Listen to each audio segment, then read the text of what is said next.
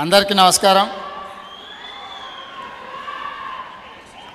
రాముగారి సినిమాలో శివ చూస్తే శివ అవ్వాలనిపిస్తుంది, సత్య చూస్తే జైడి చక్రవర్తి అవ్వాలనిపిస్తుంది, సర్కార్ చూస్తే అమితాబ్ బచ్చన్ కావాలనిపిస్తుంది.